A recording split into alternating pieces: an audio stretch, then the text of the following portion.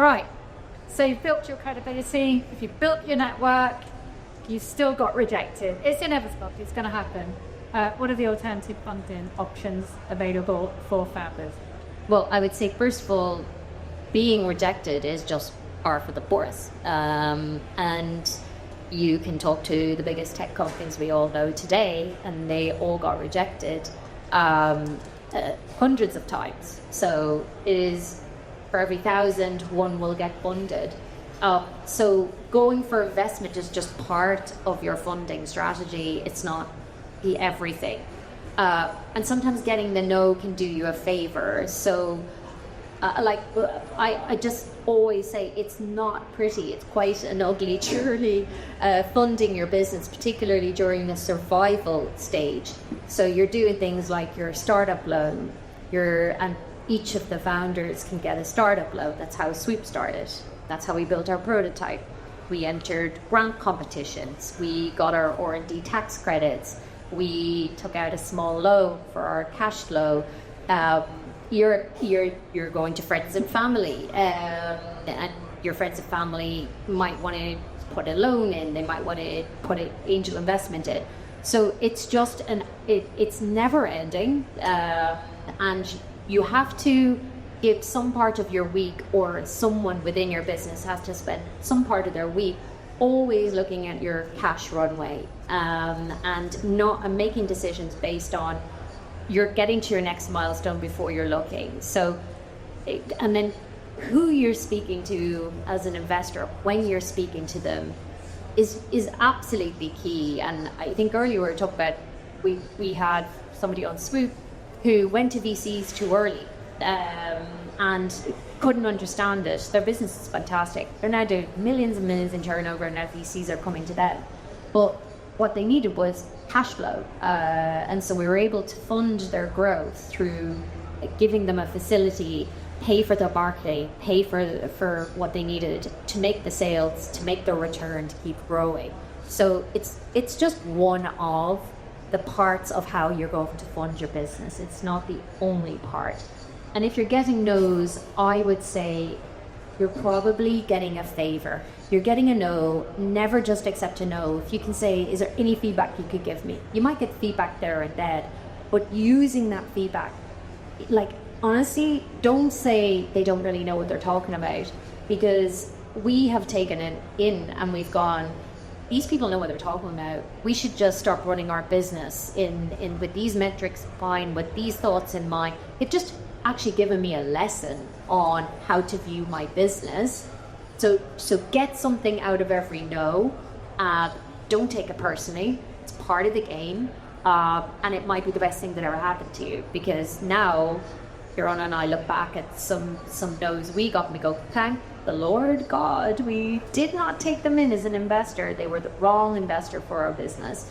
So it's not, think of it as a marriage. It's not always the be all and end all to have an investor. So yeah, I would just say it's part of your capital, but not only part. Yeah, thanks.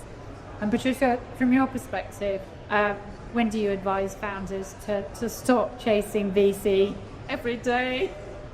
We help them to get ready for that, but yes, I'll also say every day that sometimes your investors, your customer, and you can fight them.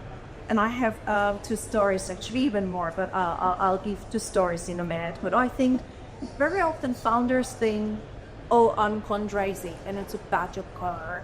It's almost like a FOMO, especially at earlier stages when I see another founder fundraising, like, oh, we fundraising, and then it almost creates something like, oh, we should too, without sometimes looking that there are other ways for the business. Bootstrap businesses, you can sometimes generate revenue, focus on where is the investor, and how can I get the 500k or whatever the amount is.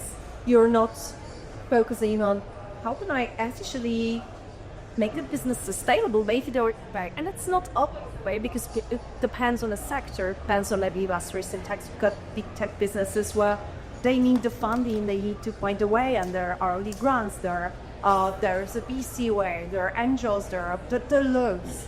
But sometimes there is this fixation of, if I'm going after VCs, I'm somehow a better founder. It's not a road for everyone.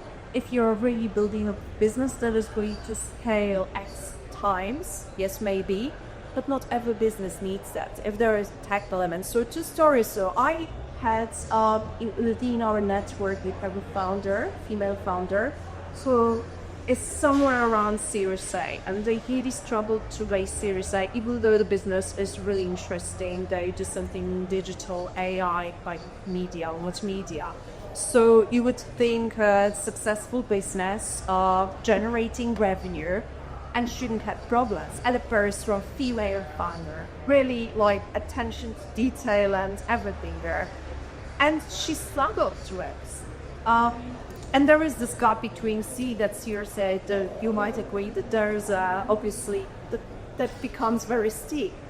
And she looked at her business and thought, okay, so the runway is very short. I can close it down. I can chase and like sweat. Or I can, and they already had some traction, but I think there was a wrong customer. Cheap clients, delayed payments.